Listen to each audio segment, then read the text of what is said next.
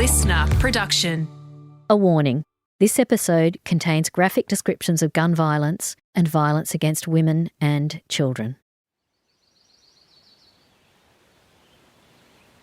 Welcome to Crime Insiders Forensics.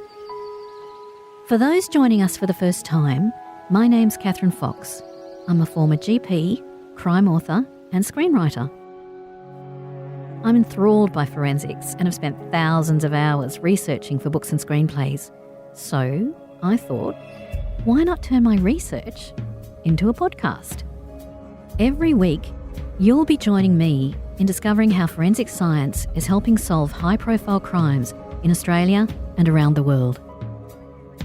This week, the unexpected discoveries that can be easily mistaken for blood at a crime scene. You may have people that are turning up in these DNA profiles that had nothing to do with the crime scene, only because the flies act as a vector of their DNA and brought it in there. Human blood, semen and saliva. These are all things that forensic biologist Dr. Annalisa Durdle has fed to blowflies to better understand how DNA transfer can happen at a crime scene. They are most attracted to semen over all the biological materials. Despite the fact it gets them drunk, it gives them diarrhoea and it kills them. It may be less than glamorous, but this field of study has led to a better understanding of blood spatter, where and how a crime took place, and even the number of people involved. To begin, Annalisa tells us how she became known as Fly Poo Girl. I was actually doing my master's degree at Auckland University in New Zealand, and as part of that I actually just had a job, as you do as a master's student, where I was cleaning the labs.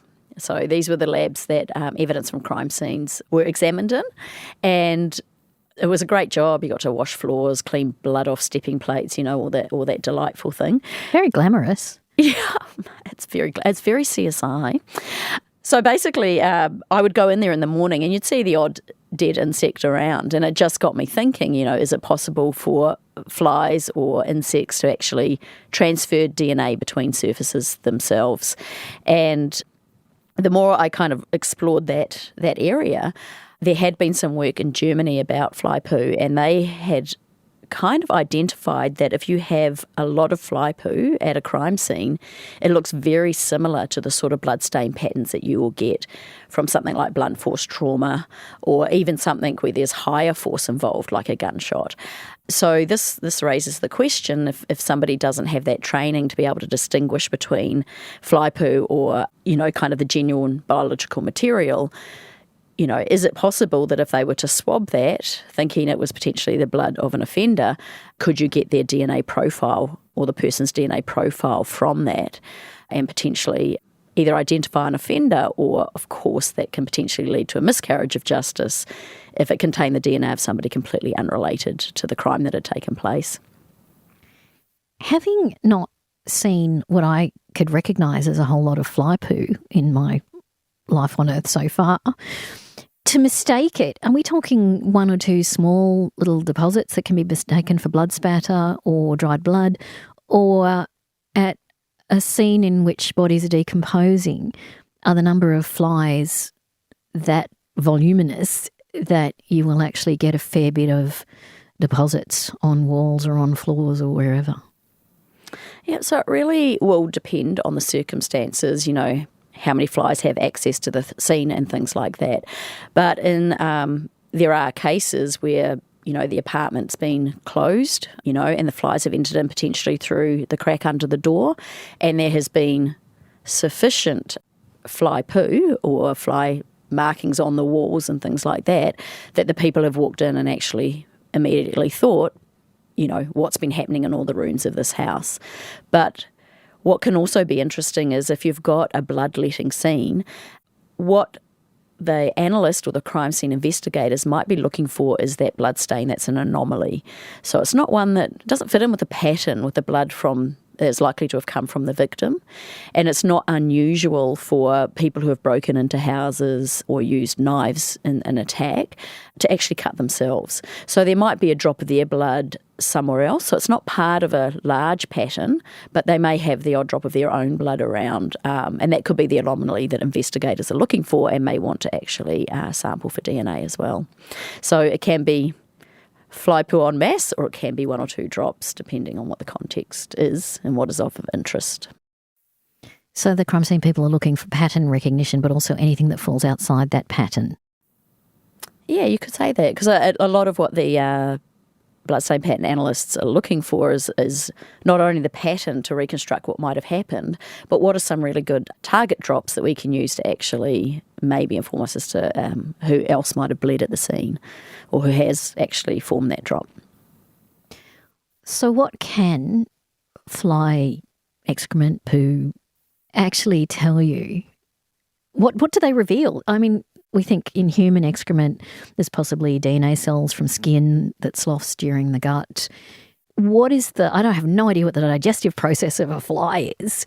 And so what on earth they will be depositing? And are they actually drawn to blood to consume and deposit? Right. So the very interesting thing, as part of my research, what I did is I actually offered them a number of food sources. So this wasn't just biological material, but it was also the sort of food sources you might find in a house normally. So pet food, for example, or you might have honey or tuna or things like this that might be at the house. It was kind of like a preferential study, you know. If you had a great lot of pet food, would flies go for that rather than any blood source or human tissue, which I couldn't study the human tissue for ethical reasons, but certainly used human biological material for the rest. And so basically flies have a proboscis, so they uncurl that in order to eat, and it's got lobes at the bottom. So if you've got a liquid food source, they'll suck that up.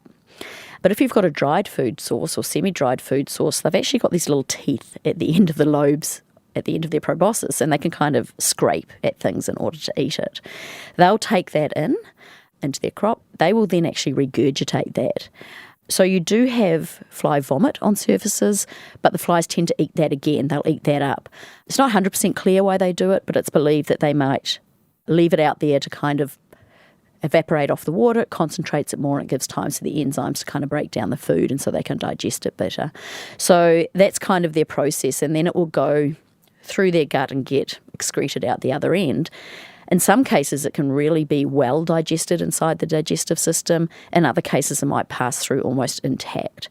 So if you've got a fly that's feeding on biological material, it might actually pass, essentially, that human biological material quite intact through the system. And so what you're ending out with is kind of essentially still that biological material. But in terms of are they attracted to it?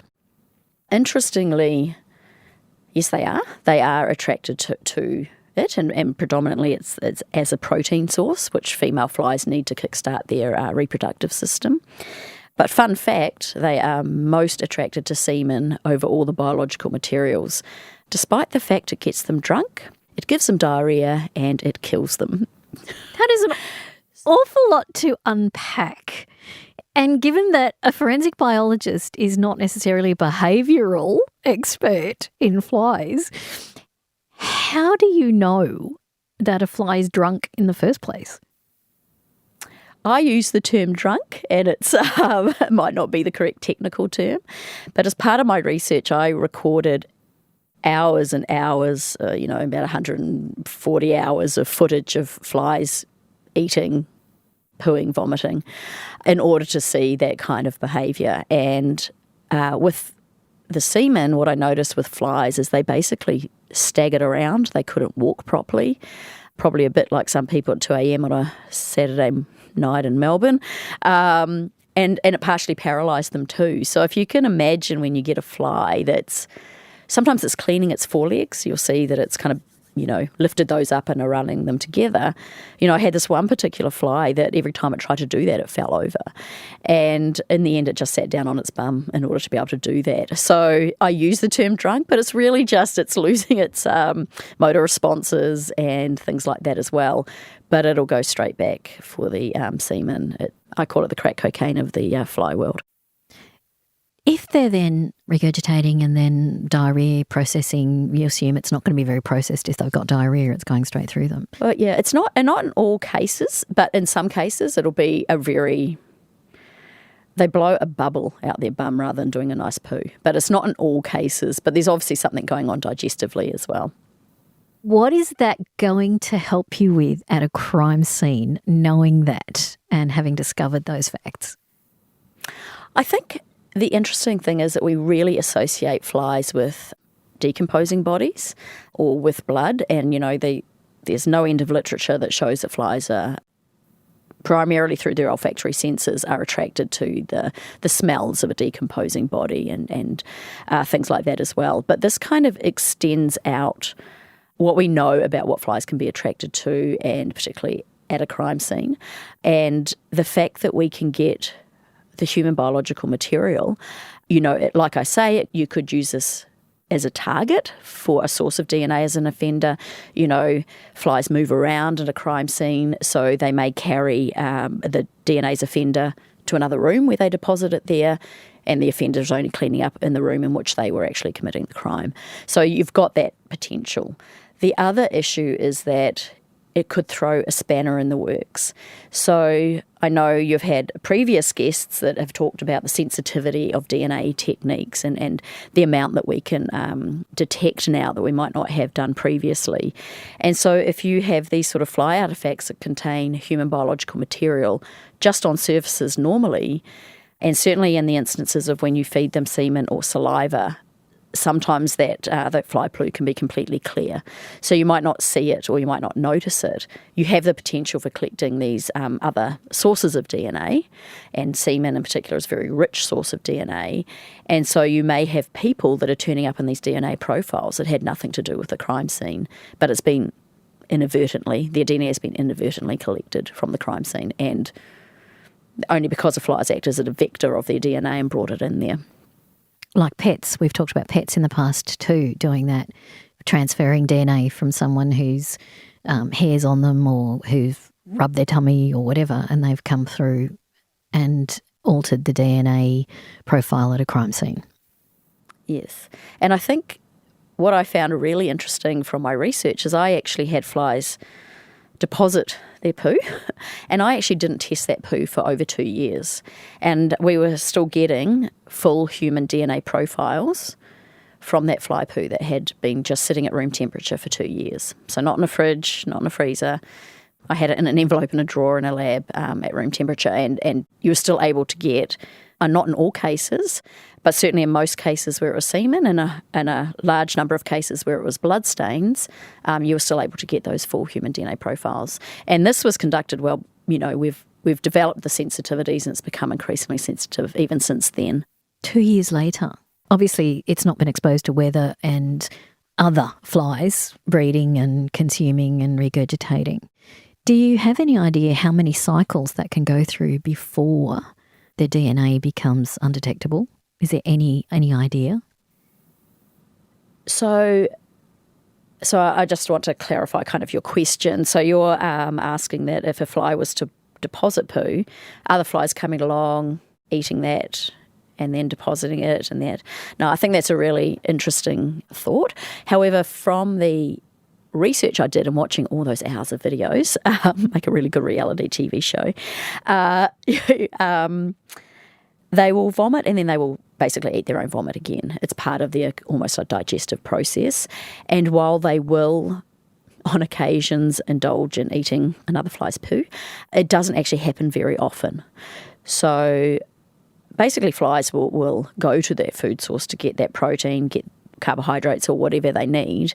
Then they may move away as well, because it's really about the purpose of having a body is not only to have that, be able to eat that protein, but also maybe find a protein-rich or moist environment for them to lay their eggs, so the maggots actually have a nice buffet when they hatch. So in that sense, it's not like they would necessarily do that. The only time I have seen that is when there hasn't been sufficient food for them. So they've run out of that resource, and then the only food available basically has been the other fly poo, and that's when they've eaten it. So if they can go away and get another resource, it is unlikely to happen. If your research has shown that consumed semen then turned into poo by flies can actually reveal DNA, if you have a sexual assault victim who's been killed, is that theoretically likely to help you, or practically help you, find the potential offender through the offender's DNA? There's a potential for it. And just to clarify it also, you can get DNA when they're fed on blood and when they're fed on saliva as well. So you can still get that from the other biological materials as well. In terms of whether you could do that again would depend on, I'm just kind of thinking of things that might throw a spanner in the works there. You know, if they have fed on the semen and deposited it, sure. You know, are they also eating part of the victim itself, picking up the victim's DNA from skin cells and things like that as well, which might add a bit of a complicating factor. Flies will tend to go to orifices when there's a dead body. So that is generally your nose, eyes, mouth, you know, vagina, but also if there's stab wounds or something, that might open up access to the body as well. So, you know, this would kind of have to be almost a preferential orifice, and also to and eat if it's actually been deposited inside the body as well. But there is that potential, and I have done other research actually where a student did the research where we're kind of looking at, you know, how does decomposition, fluids and insect excretions and secretions actually affect the DNA that you can recover on the body? Does it degrade it? And we found actually no, it doesn't, to the extent that you might imagine, and that can still be useful too. So yeah, all potentially could be a useful resource, I guess. Where do you get your actual semen samples for your research? So that's a very good question, and obviously there's ethical requirements around that, because it's not only human biological material, but it's also the DNA and the profile that's going to be generated is very, that's very confidential information and very private. So we do have to get ethics approval to do that, but I do have volunteers. Once you approach people, they do volunteer. When I was first having volunteers, it was when I first started this research, I had neighbours that were kind enough to kind of donate. So my flatmate I was living with at the time got used to neighbours knocking on the door, handing home a sample jar saying, "Can you put this in the freezer for Annalisa, please?" They would keep it in their own freezer until they handed it over. I had another volunteer who would keep it in the frozen peas in his own freezer, because he knew the other members of his family didn't like peas. So that was where he kept it hidden. So I have been very grateful for my donors over the years, because it can be a rather awkward thing to request.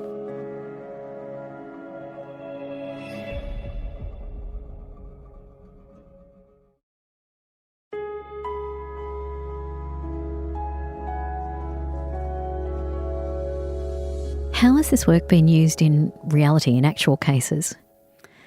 There was one that occurred in Nebraska in the United States, and in that instance there was a third-level apartment. Two victims were found. One was in the kitchen, one was in the lounge room, and both of them had a gunshot wound to the head. They also had gunshot wounds to the torso. And when the investigators arrived at the scene, there was certainly a lot of blood spatter that you would associate with gunshot attacks, but there was also a lot of other spatter that you might not associate so much with gunshots. So depending on the force that's applied to the blood source, depends kind of on how the pattern evolves, and also the size of the stains that are generated. So gunshot, you're kind of going to have stains, the majority of them will be less than 1 millimetre in diameter. If you've got blunt force trauma, so someone potentially has been hit by a bat, for example, then you're going to have blood stains that are more around 4 millimetres in diameter or around that size. So when they got to the scene, they could see a lot of these larger stains, and not only were they present in the kitchen and lounge, they were also present in like the bathroom and the bedroom and things like that as well. So you've now got potential, if you don't have the training and recognise that as fly poo or fly artefacts, then you've actually, did something else happen here? Was there an attack? Was there a beating? If the victims that are there don't show any wounds associated with that, was there somebody else who's been beaten? Was there a fight and a struggle and they've actually attacked the offenders as well? So you could further down the track do DNA analysis, but from the get-go and you're trying to interpret the scene, that can really throw some confusion in there. And that's what happened in this case. So the investigators contacted the experts to come in and they were able to look at various factors. So when you have a lot of fly poo en masse, it's much easier to distinguish from the original biological material. So you have things like if you have a blood pattern generated from force on a blood source, you'll have this certain consistent directionality because the blood will break up and all the drops will spray out in a pattern. But you can use that. They'll generally, if they've been airborne, they will hit a surface, but they also have a tail, and that's a bit confusing because the tail actually points in the direction that the blood was moving at the time it hit the surface. So you can actually basically draw a line essentially through the middle of a whole selection of stains, and they will, if you draw those lines, they will meet at a point, a congruent point, which will be the point of convergence, which is basically where the blood source was. If you're looking at fly poo, it often has tails as well because the fly might be walking along, dragging its bum along as it poos, and so it ends out with these that look like tails of blood spatter, but they won't have that consistent directionality. So if you try and come into a point of convergence, you're not actually going to be able to by tracking their tails. So this is what the people did at this case. They looked, can we find directionality? Also, they found that fly poo with tails had proportionately longer tails in relation to the body than you would with normal blood spatter. So in that sense, they were able to say, no, we genuinely believe what's in the bedroom, what's in the bathroom is likely to be fly poo, and the main areas of attack were indeed the kitchen and the lounge where the victims were found. How long roughly after they believe the victims were murdered did they arrive on the scene? It would appear that it had been some time. The bodies were in a state of active decay. Obviously that doesn't happen quickly. This was the case where there was no windows open, so they did surmise that the insects had come in under the door, in the opening underneath the door. But given the temperature, I believe, in the apartment at the time was about 30 degrees Celsius. So that's pretty warm. That would increase the rate of decomposition, but you would surmise that there had been some time had passed between the killings and by the time the investigators arrived. I'm just sort of trying to determine timelines because obviously straight away you're not going to get fly poo on walls and fly deposits. It's got to obviously take a cycle or two of a fly's breeding in the decaying process. No. So what will happen is that the adult flies will arrive at the body, and they're the ones that are feeding and defecating.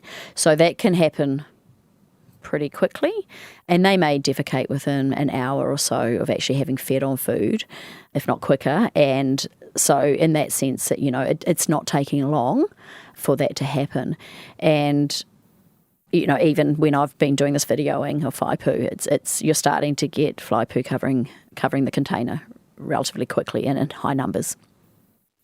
There was another case that you mentioned.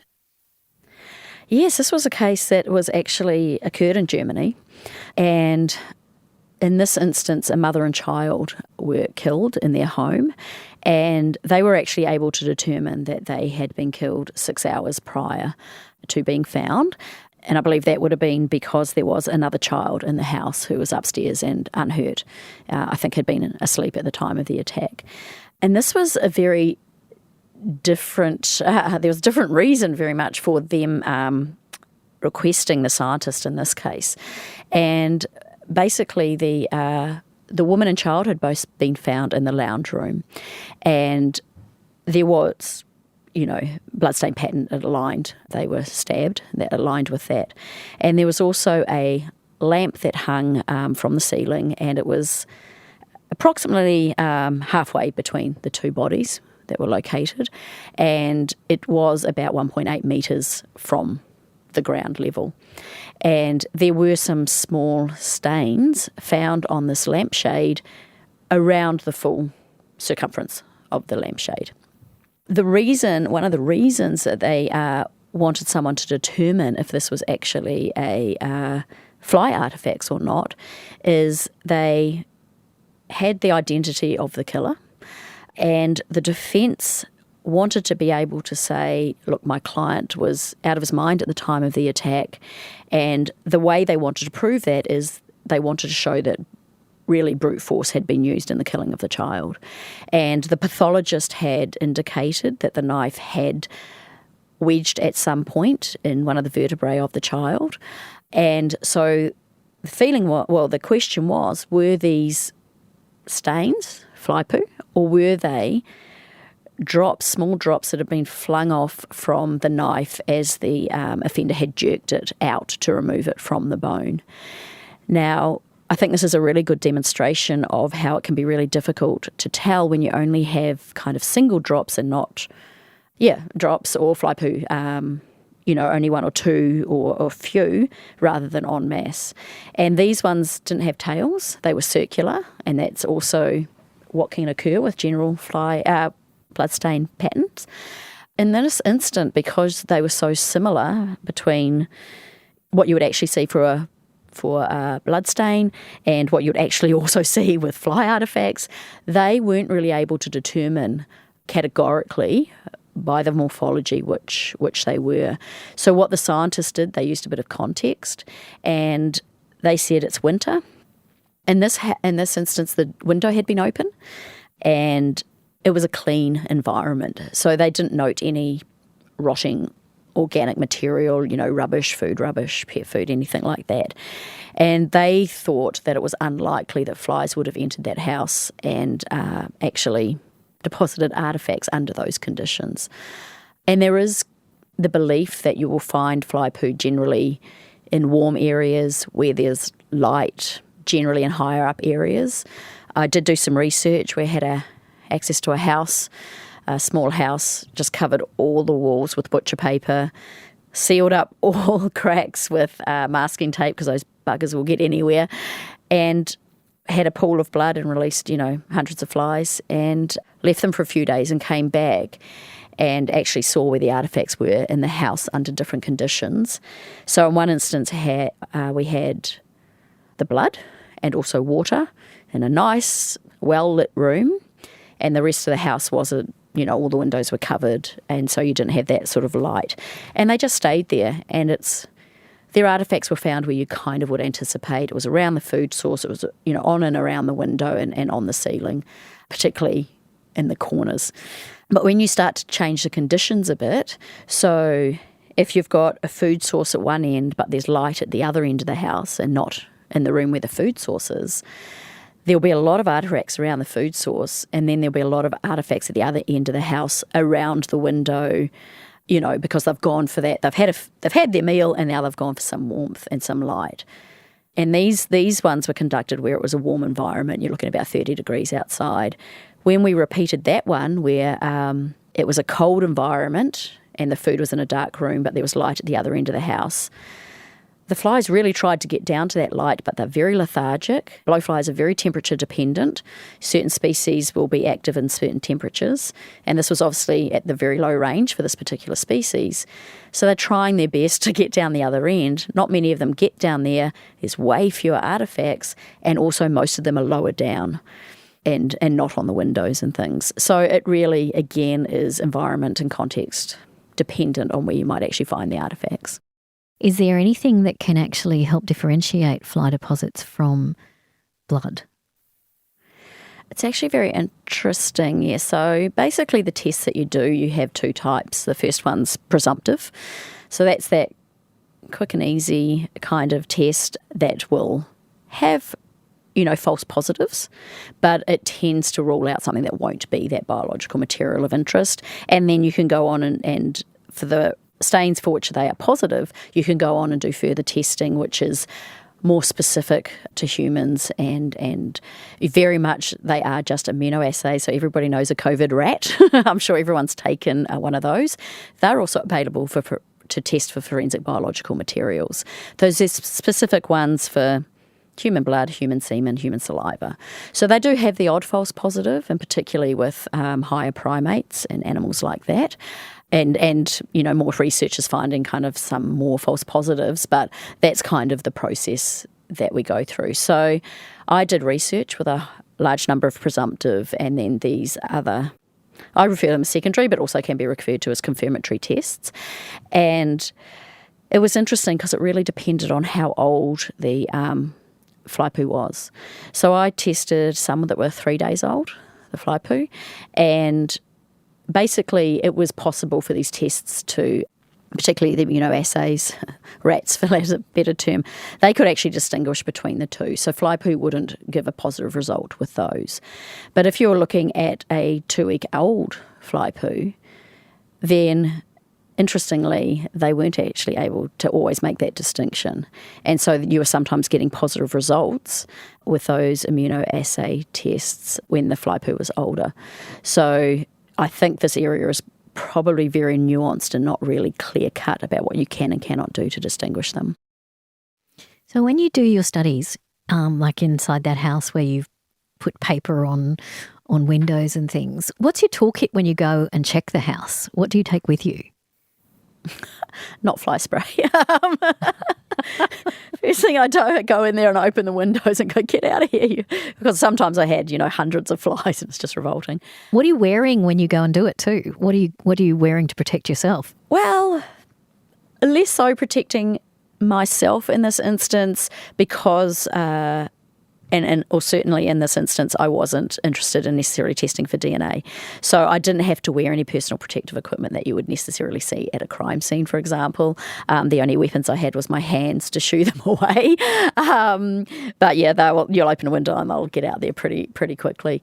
Certainly if there had been a DNA component to it, all of my research that has a DNA component, I'm wearing the full PPE. So that is a disposable gown, it's disposable gloves, hair nets, masks, booties if required, and certainly everything that you take into the laboratory or wherever you're doing your studies, everything is sterile, cleaned, DNA free. Because like I mentioned earlier, the levels of DNA that you can detect now are just so low that you just want to be minimising any of that potential for getting those mixed samples. You are also renowned, either famously or infamously, for appearing on the Hamish and Andy show. And you were asked a question. Can I just preface this by saying this is not my question? But you were asked this. Can you get DNA from a fart at a crime scene? It's a very interesting question, and I suspect it's one you would have always wanted to ask, Kathy. Can I preface this again with no, I have never had any curiosity. And if you asked me off the top of my head, I would say no, you can't get DNA. But prove me wrong. I'm happy to be proven wrong on anything. Well, actually, my answer back then will have changed based on very recent research. So fecal matter is not a best source of DNA, mainly because it's a bit of a hostile environment, shall we say, and also there's not a lot of DNA. It's basically the DNA is going to come from kind of the skin cells that the faeces passes through on the way out. And so certainly from a fart, I believe my answer at the time that if you had a hot burning curry, had farted, blown a hole through your jeans and actually deposited some fecal matter, even then it would only be a very outside chance of recovering any DNA. However, there has been very recent research that's come out where people are actually finding they're able to recover DNA from people from the air. And even they are testing surfaces where someone is sitting and they're not contacting parts of that surface and they're still recovering DNA. So the understanding or the implication is that maybe it's passing through the air, and airflow would certainly help that. So I think now I might have to retract that, and if there was sufficient airflow, you never know what you might find. I'm not sure if I'm glad or not that you've proven me wrong, because I don't know that I've wanted to really know that. But thank you. It's interesting that it's still a work in progress. We can tell Hamish and Andy that. Absolutely. Annalisa, thank you so much for joining us and explaining the importance of some of the research that people may just dismiss as unpleasant to the ear or unpleasant to the eye. And I know people aren't fans of maggots, but flies are actually quite a valuable source of information at crime scenes, which you've just demonstrated perfectly. So thank you very, very much for the work that you do and continue to do. Oh, thanks, Kathy, and thanks for letting me share the fly poo love. I really appreciate it.